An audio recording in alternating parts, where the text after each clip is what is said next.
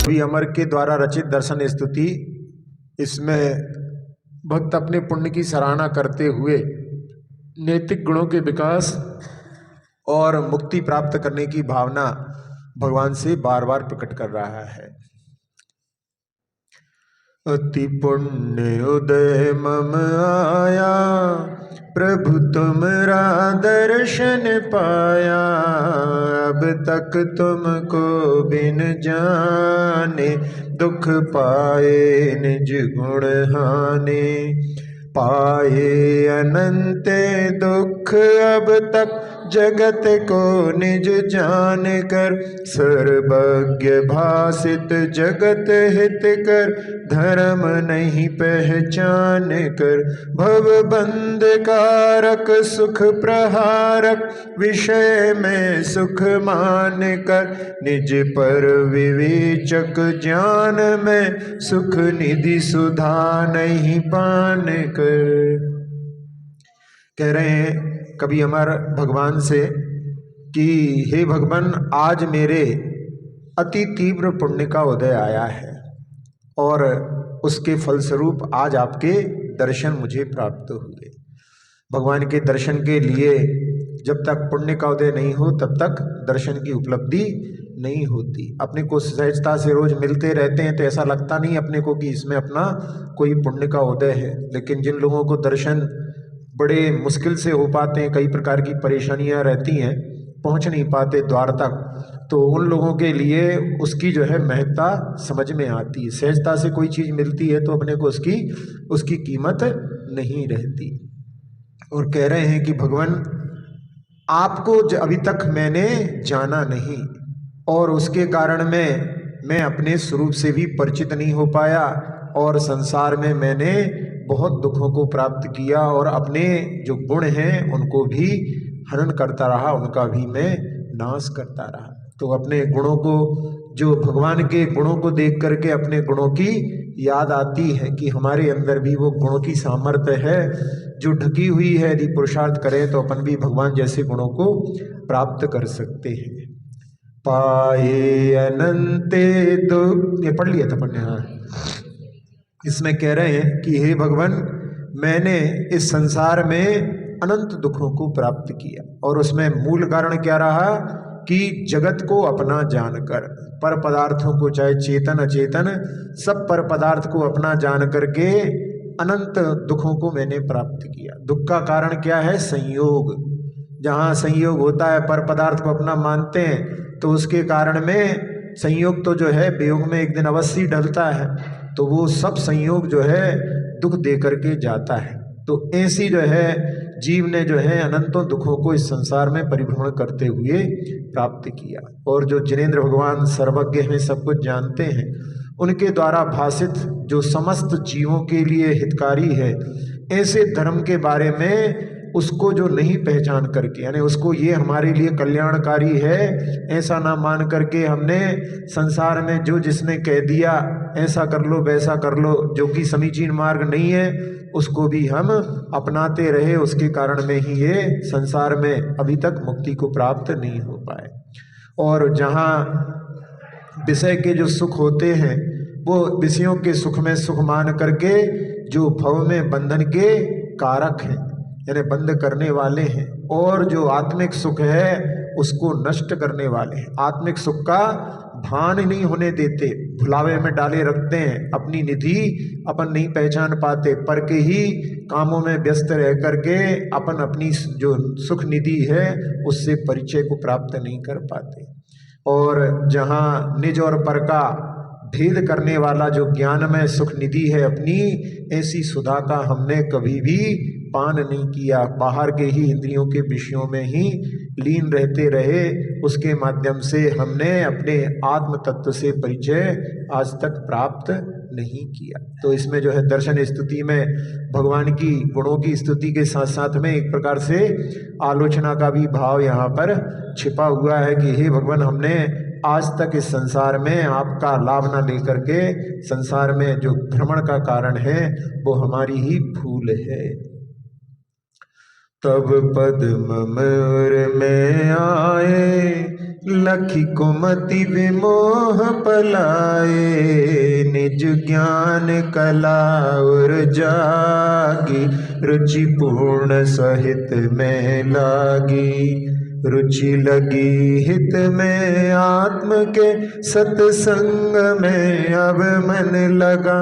मन में हुई अब भावना, तब भक्ति में जाऊं रंगा। प्रिय वचन की हो टेव गुणी गण, गान में ही चित पगे। शुभ शास्त्र का नित हो मनन, मन दोष वादन ते भगे। यहाँ पर कह रहे हैं भगवान कि जब आपके दर्शन किए, आपके रूप को पहचाना, आपके स्वरूप को पहचाना, और हमने अपने हृदय में आपके चरण कमल को स्थापित किया, और उसके कारण में जब हमने आपको देखा तो हमें जिस मोह के कारण में हम भ्रमित थे, वो जो है आपके दर्शन करने से ही वो दुर्बुद्धि जो है पलायित हो गई, छोड़ करके चली गई। भगवान का दर्शन सम्यक दर्शन का कारण बनता है। तो जो संसार में मिथ्या मान्यताएं रहती हैं, वो सब जब तक भगवान के दर्शन नहीं होते तब तक ही वो हावी रहती हैं। और जहाँ एक बार ऐसा दर्शन जिसमें कि हमारे अंदर में भी भगवान बनने की सामर्थ्य है, ये शरीर और देह बाहर आदि की सब चीज़ें जो हैं वो भिन्न हैं, मैं आत्म तत्व हूँ, ऐसी दृष्टि एक बार प्राप्त हो जाती है तो सारी जो दुर्मतियाँ रहती हैं वो सब दूर हो जाती है, मिथ्या ज्ञान दूर हो जाता है। सम्यक दर्शन के माध्यम से जो पहले ज्ञान मिथ्या ज्ञान रहता है वो भी समीचीन हो जाता है, और उसके कारण में ज्ञान कला अपने हृदय में जागृत हो जाती है। ऐसे सम्यक ज्ञान के जो उत्पत्ति होती है, और जब एक बार अपने लिए सम्यक ज्ञान की उत्पत्ति होने पर फिर मन जो है अपने हित में लग जाता है, तो अपने कल्याण में वहाँ पर जो है तत्पर हो जाता है। ऐसे भगवान आपके दर्शन का प्रभाव है, जिसके माध्यम से जो मिथ्या मार्ग छूट करके समीचीन मार्ग की रुचि प्रकट हो जाती है। जब अपने आत्मा के हित की रुचि लगती है तब उस समय में संतों का समागम जो है करना अच्छा लगता है। उनके सत्संग में जाकर के वहाँ पर अपने लिए ज़्यादा से ज़्यादा लाभ उठाने की भावना होती है, और भगवान की भक्ति में भी तल्लीनता को प्राप्त करने का कि जब जितना अवसर मिले, यहाँ भक्ति जिनालय में आकर के भी कर सकते हैं, और अपने घर में भी जो है जहाँ कहीं भी रहते हैं वहाँ पर भी भक्ति कर सकते हैं। भक्ति का मार्ग तो स्वतंत्र स्वाधीन है, वहाँ पर स्तुत्य हो कोई जरूरी नहीं, और उनके द्वारा कुछ अपने लिए फल प्राप्त हो इसकी भी कोई वहाँ पर अपेक्षा नहीं होती। तो ऐसा जो सुलभ श्रायस पद जो मुक्ति का भक्ति का पथ है वो सब जगह उपलब्ध है। तो वो जो उसको करता है तो उसमें कह रहे हैं कि मन में ऐसी भावना होती है कि आपकी भक्ति में ही मैं रंगा रहूं, और जहाँ वचन जो हो वहाँ पर अच्छे सो वचन मेरे मुख से निकले, ऐसी मुझे आदत पड़ जाए। जहाँ अशुभ वचन जो है किसी के पीड़ादायक वचन मुख से ना निकले। एक बार सुनाया था कि एक चूड़ी बेचने वाला जहाँ घोड़ी पर जो है चूड़ियाँ बेचने जाता था तो वो घोड़ी को सुन मेरी बहना, सुन मेरी भाभी, ऐसा जो है बोलता था। तो लोग देख करके हंसते थे। तो वो कहता था भाई हमारा काम जो है महिलाओं के बीच में पड़ता है, जहाँ पशुओं के लिए कई लोग गालियाँ आदि भी देते रहते हैं। तो कहते थे वो गाली देंगे इसको तो आदत पड़ जाएगी, तो कभी कभी उनके सामने भी निकल सकती है। इसलिए मैं ऐसा जो है इसके लिए भी ऐसे बहना भाभी करके शब्दों से बोलता हूँ जिससे कि हमारी जवान खराब ना हो। तो लोग कितना पुरुषार्थ करते हैं अपने व्यवसाय के लिए। तो इसी प्रकार से जहाँ धार्मिक क्षेत्र होता है वहाँ पर भी कि हमारे मुख से शुभ वचन निकले, और गुणी गण गान में ही चित्त पगे, जहाँ गुणियों के गुणों का गान करने में ही हमारे लिए जो है मन में हमेशा वही भावना बनी रहे। आचार्य पूज्यपाद स्वामी ने जो समाधि भक्ति लिखी है, जहाँ आप लोग शांति पाठ पढ़ते हैं उसमें उसका भाव रहता है, जहाँ पर शास्त्राभ्यास से जिन पतिनुति संगति सर्वदारी सद्वृत्ता नाम गुण कथा दो सुवादे चमोनम। आप लोग हिंदी में उसका भाव पढ़ते हैं तो उसमें गुण गण कथा, गुणियों के गुणों का गान करना, जब उनके गुणों का गान करते हैं तो अपना मन उसमें गुणों के प्रति आकर्षित होता है और वो गुण अपने आप ही अपने अंदर प्रवेश कर जाते हैं। और आगे उसमें वही भावों को यहाँ पर लिखा है कवि अमर ने कि शुभ शास्त्र का नित हो मनन, हमारे लिए शास्त्रों का पठन पाठन हमेशा चलता रहे,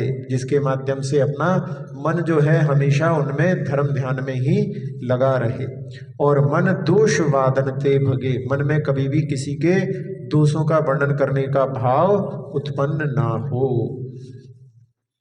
कब समतावर में लाकर द्वादश अनुप्रेक्षा भाकर, ममता में भूत भगाकर मुनि व्रत धारू वन जाकर। हाँ, यहाँ पर अच्छा आगे भी पढ़ना है। धर कर दिगंबर रूप कब 8-20 गुण पालन करूं, 2-20 परिसर सह सदा शुभ धर्म 10 धारण करूं, तप तपु 12 विधि सुखद नित बंद आश्रव परिहरूं, रोकी नूतन करम संचित करम रिपु को निर्जरू।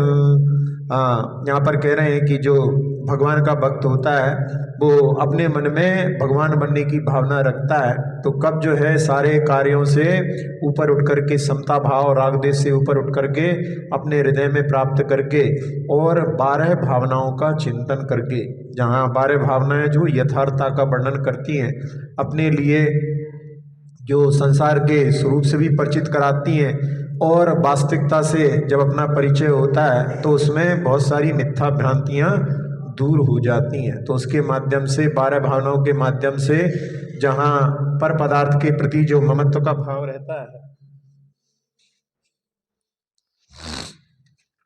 पर पदार्थों के प्रति जो ममत्व का भाव रहता है उसको दूर करने में सहायक 12 भावनाएं होती हैं। तो ऐसी 12 भावनाओं के माध्यम से जहाँ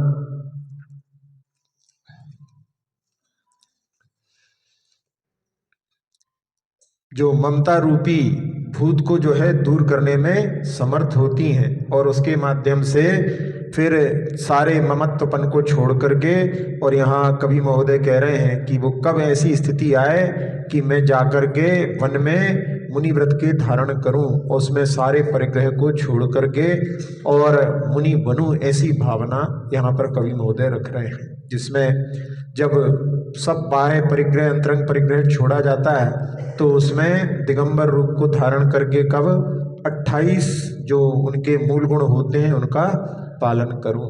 तो जिसमें 28 मूल गुणों में 5 महाव्रत होते हैं, 5 पापों का पूर्णता त्याग होता है। फिर इसके बाद में 5 इंद्रियों के विषयों से वहाँ पर आसक्ति को छोड़ करके अपनी पंचेंद्रियों को विजय प्राप्त करते हैं।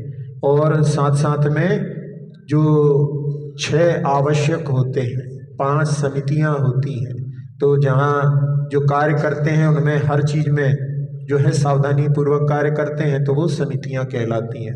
फिर जहाँ 6 आवश्यक यानी अपने लिए जब सब कुछ छोड़ दिया है तो कुछ ना कुछ कहीं ना कहीं तो अपना मन लगाना पड़ेगा, तो उसमें उनकी कार्य पद्धति होती है। तो उसमें प्रातः काल में उठ करके सामायिक करते हैं, महाप्रतिक्रमण करते हैं, फिर भगवान की जो है 24 भगवान की स्तुति पढ़ते हैं, फिर भगवान की वंदना करते हैं। फिर जहाँ रात्रि में लगे हुए दोषों का प्रतिक्रमण भी किया जाता है। बाद में जब आहार क्रिया हो जाती है तो प्रत्याख्यान का भी एक आवश्यक होता है। ऐसे जो है 6 आवश्यक होते हैं, वही शाम के समय में किए जाते हैं। तो इस प्रकार से वो हो जाते हैं। और इससे 7 गुण होते हैं जो साधु के, जिसमें कि भूशयन होता है, एक भुक्ति होती है, खड़े होकर के भोजन होते हैं और केशलोंच करते हैं। फिर अदंत धावन होता है और निरावरण रहते हैं। इस प्रकार से 7 गुण उनके शेष होते हैं। एक जो कथानक के माध्यम से एक बार सुनाया था शायद कि एक बार एक व्यक्ति जो बोलता था कि अरे साधुओं को क्या क्या करते हैं, कुछ करना नहीं रहता है, बस अपन लोग दोनों हाथों से कमाओ, खाते एक हाथ से, और साधु जो है कमाते कुछ नहीं है लेकिन दोनों हाथों से खाते। तो उसके मन में ऐसे भाव थे, तो उन्होंने कहा कि सेठ जी उसको एक जगह पर ले गए और वहाँ पर उससे कहा कि अभी हमारा जो एक व्रत है 8 दिन का, उसमें साधुओं की आराधना करके भोजन करने का नियम होता है, तो 8 दिन के लिए तुम साधु बन जाओ, तुम्हें मुंह मांगी रकम देंगे। तो लोभ के कारण में वो साधु बनने को तैयार हो गया। अब जब केश लॉन्च करने लगा तो एक ही बाल उखाड़ने में नानी याद आने लगी, तो पैसे का लोभ दे करके कि चलो भाई पैसे का मिलेंगे, इसलिए उसने वो कष्ट भी सहन करते हुए केश लॉन्च भी कर लिए।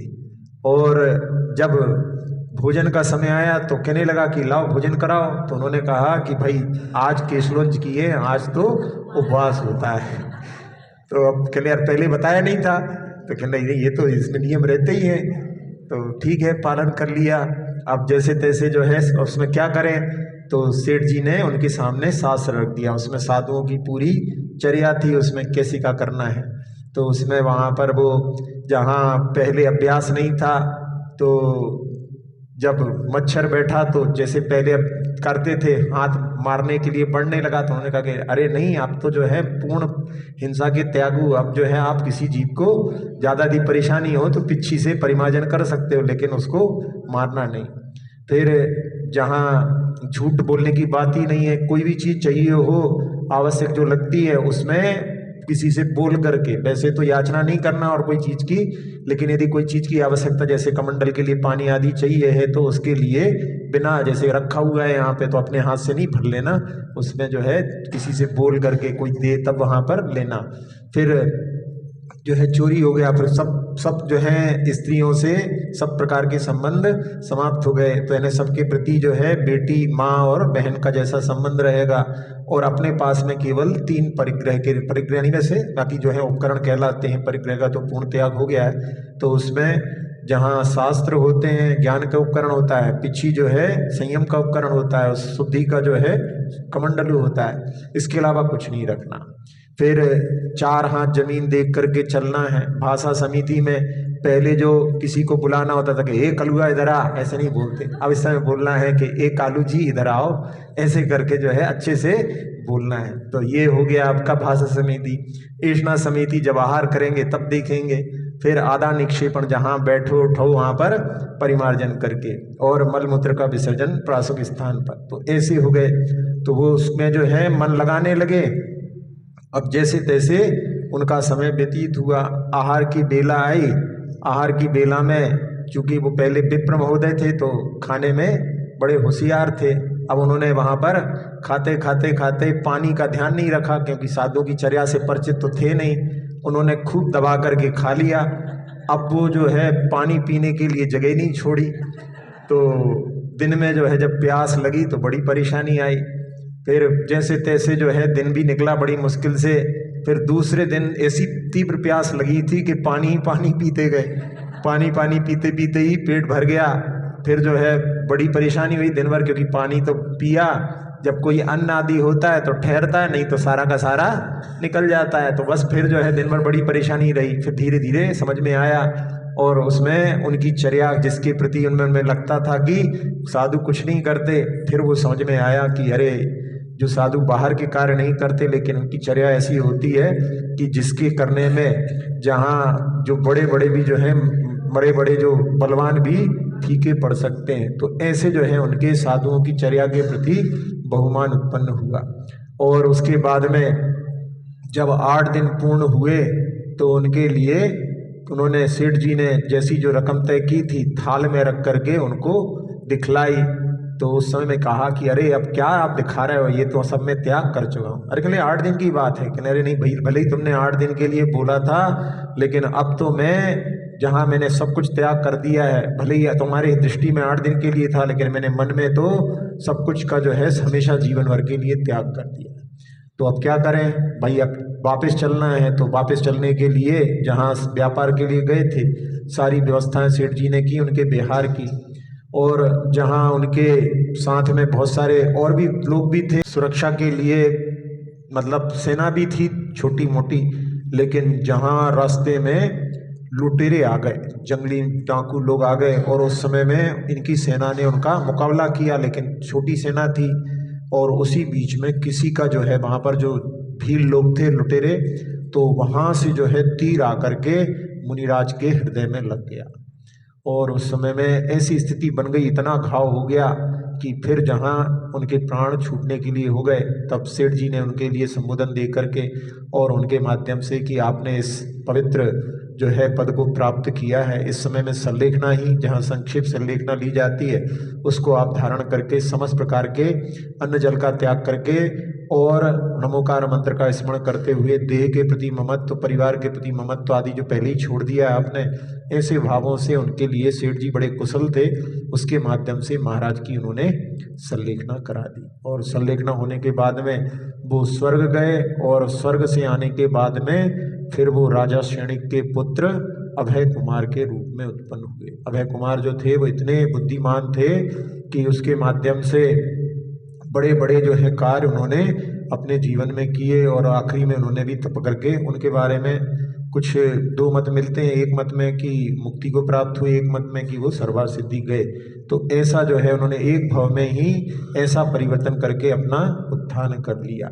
तो यहाँ पर कवि महोदय कह रहे हैं कि मैं जो है 28 मूल गुणों का पालन करूं, और जहाँ मूल गुण 28 होते हैं उत्तर गुण में, जहाँ 22 परिचय होते हैं और 12 तप होते हैं, ऐसे 34 जो उत्तर गुण कहलाते हैं। तो उनमें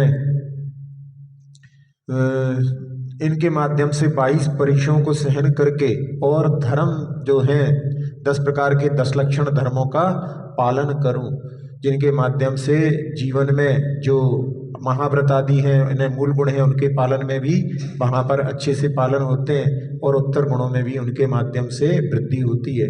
तो इस प्रकार से, और जहाँ 12 प्रकार के तप में 6 प्रकार के बाह्य तप होते हैं, 6 प्रकार के अभ्यंतर तप होते हैं, उसके माध्यम से जो कि कर्म की निर्जरा के लिए सहकारी होते हैं, और जिसमें बंध आश्रव जो कि संसार के कारण है उनका दूर होना होता है, और जो नए कर्म हैं उनको रोकते हैं यानी संवर भी होता है, और जो संचित कर्म हैं उनकी निर्जरा का मार्ग भी होता है। तो इस प्रकार से उन तपों के माध्यम से निर्जरा यानी सभी तत्वों का पालन इस प्रकार से करने के लिए वहाँ पर भगवान से प्रार्थना कर रहे हैं।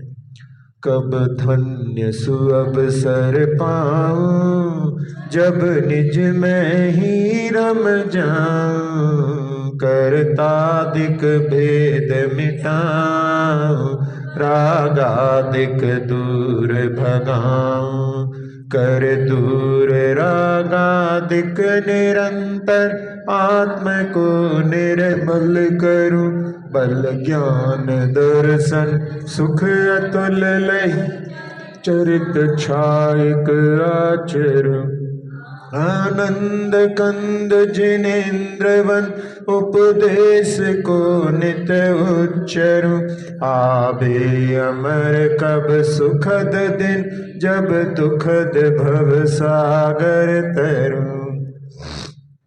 फिर कह रहे हैं कि वहाँ कब ऐसा जो धन्य अच्छा अवसर, अपूर्व अवसर प्राप्त हो कि जब अपनी आत्मा में ही लीनता को प्राप्त हो जाऊं, शुद्धोपयोग में ऐसी लीनता प्राप्त हो जाए जिसके माध्यम से कर्तादिक भेद यानी पर पदार्थ का कर्ता भोक्ता जो बुद्धि होती है, उस बुद्धि से ऊपर उठ करके और रागादिक सब दोषों को दूर करके अपनी आत्मा में लीनता को प्राप्त हो करके, और उसके माध्यम से जहाँ कर्मों का नाश करके, 4 घातिया कर्मों का नष्ट करके, और अनंत बल, अनंत शक्ति, अनंत ज्ञान, अनंत दर्शन, अनंत सुख, इनको जो है अतुलनीय यानी जो किसी से तुलना नहीं की जा सकती, ऐसे उनको प्राप्त करूं। और उसके माध्यम से जहाँ छपक श्रेणी पर आरोहण करके जहाँ क्षायिक चारित्र होता है, तो उसमें जहाँ जो यथाख्यात चारित्र पूरी कषायों के अभाव से जो चारित्र उत्पन्न होता है, जिसमें कि कषायों के अभाव में जो निर्मलता रहती है, आत्मा का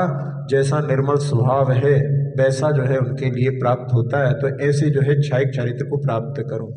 और जहाँ 4 घातीय कर्मनाश होते हैं तो उसमें वहाँ पर जिनेन्द्र बन जाते हैं। जिनेन्द्र यानी जिन जो होते हैं वो जयती थी जिनह, जो आंशिक भी जो है विजय प्राप्त करते हैं, मोह पर भी आंशिक विजय प्राप्त करते हैं। तो कहीं कहीं टीका में चौथे गुण स्थान वर्ती अवृत सम्यक दृष्टि को भी उसने भी आंशिक मोह पर विजय प्राप्त किया है, तो उसको भी जिन संज्ञा कह देते हैं। और यहाँ से चौथे गुण स्थान से लेकर के 12वें गुण स्थान तक के सारे जिन हैं, और उनमें गणधर स्वामी जो होते हैं वो जिनमें श्रेष्ठ होते हैं तो वो जिनवर हो जाते हैं, और यहाँ पर जो है और जिनवर में भी जो श्रेष्ठ होते हैं ऐसे जिनेंद्र भगवान जो है तीर्थंकर परमेष्टि होते हैं। तो यहाँ पर जहाँ कहने के लिए कि जहाँ जिनों में जो श्रेष्ठ होते हैं ऐसे पद को प्राप्त करके, और जब तक उनकी आयु रहती है उतने समय तक जहाँ तीर्थंकर होते हैं उनके लिए नियम से वो उपदेश देते हैं। 4 संध्या काल में उनके उपदेश होते हैं। असमय में भी यदि कोई प्रश्न हो जाता है, गणधर स्वामी कुछ पूछ लेते हैं या कोई बीच में कोई ऐसे महान पुरुष आ जाते हैं तो उनके भी प्रश्न पर भगवान की वाणी असमय में भी खिर जाती है। तो इस प्रकार से जहाँ वो अपने कल्याण के मार्ग को प्रशस्त किया, दूसरों के लिए भी कल्याण का मार्ग बतलाते हैं। और यहाँ पर कवि अमर कह रहे हैं, कब वो सुखद दिन आए जब ये दुखद भवसागर को पार कर सकूं। तो ये संसार जो कि दुख का सागर है, संसार में जीव भले ही जहाँ पर इन चीज़ों में जहाँ पर सुख मानता है, वास्तव में वहाँ पर सुख नहीं केवल सुखाभास होता है। जहाँ जितने भी संबंध होते हैं सब स्वार्थ के संबंध होते हैं। तो इस प्रकार से उसमें संसार के स्वरूप को समझ करके और उससे पार होने की भावना, जहाँ भगवान ने मुक्ति को प्राप्त किया है, दर्शन करते समय प्रतिदिन जो है भक्त की ऐसी भावना होती है कि भगवान जैसे आपने संसार से पार को प्राप्त किया है, वैसे मैं भी जो है संसार से कब पार होऊंगा। जहाँ भगवान की जो बेदी होती है, कई कई जगह बेदी के आसपास में चैनल लगा रहता है, तो उसमें चैनल में जहाँ पर ऐसा लगता है कि भगवान आप जो चैनल के अंदर हो, मतलब मुक्ति आपके पास है, बाकी सब लोग पूरे जो चैनल के बाहर के लोग हैं, लगता है ऐसा है कि चैनल में आप बंद हो लेकिन चैनल के बाहर वाले सब लोग संसार में बंद हैं, आप तक कोई नहीं पहुंच पाते हैं। तो ऐसी जो है भगवान ने मुक्ति को प्राप्त किया है, हमें भी मुक्ति प्राप्त हो, ऐसी भावना से अपने लिए प्रतिदिन दर्शन करना चाहिए। बहुत अच्छी छोटी सी स्तुति है। इसको जो है हमने 1-2 जगह कहीं पर सुना, बहुत अच्छे से अभिषेक के समय में लोग इसका पाठ करते थे, तो हमने भी इसको जो है उसमें रिकॉर्ड करके डाला है, बहुत सारे लोग सुनते भी हैं। तो इसके माध्यम से जहाँ स्तुतियाँ होती हैं छोटी छोटी सी, अपने लिए भावों को वृद्धि कराने में बड़ी सहकारी होती है। अक्षर पद मात्रा से दूषित वचन अगर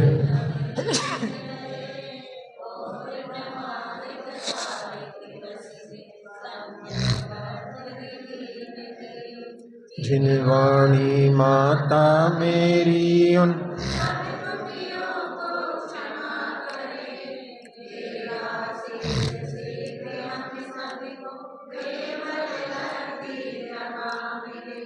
प्राप्त हमें हो बोधि समाधि परिणामों की शुद्धि हो।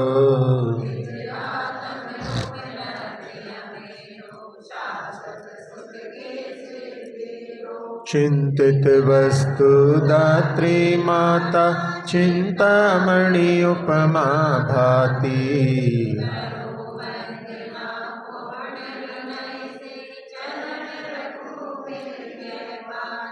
कर जिन वाणी स्तुति उनकी ममता टार।